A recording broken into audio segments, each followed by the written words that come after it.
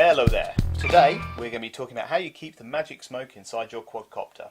What's magic smoke, I hear some of you ask? Well, magic smoke is the smoke that comes out of your flight controller or PDB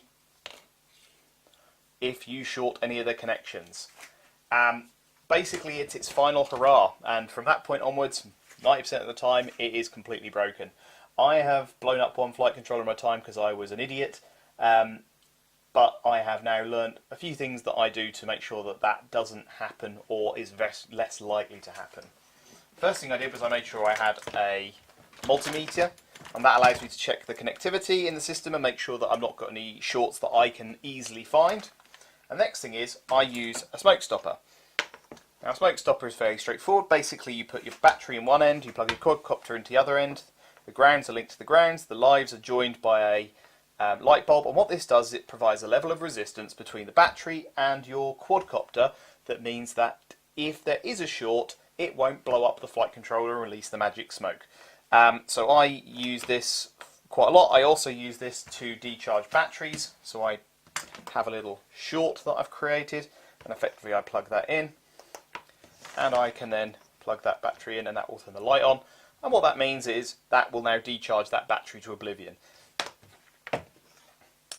What Raceday Quads have done is they've replaced this with this nice little device.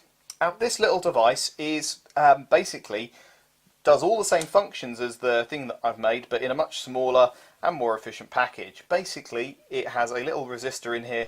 Future pull here, it's not a resistor, it's a PPTC resettable fuse, which means that when you plug it in it detects a short, it blows the fuse. When you unplug it and plug it back in again, that resets the fuse and away you go.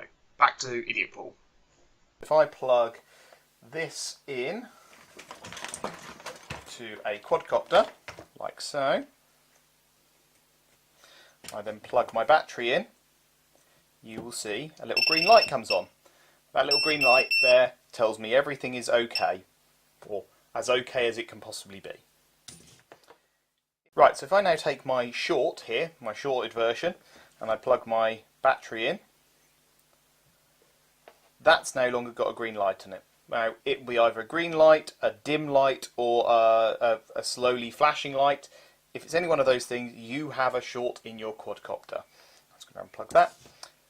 This is not an absolutely guaranteed solution. This does not, neither is this, but it is a protective measure to keep your electronics safe. So when you plug it in for the first time, you don't have a problem.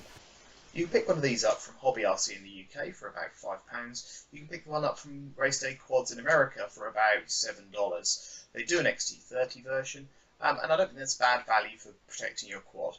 Anyway, I hope you enjoyed this short video. I'll see you next time.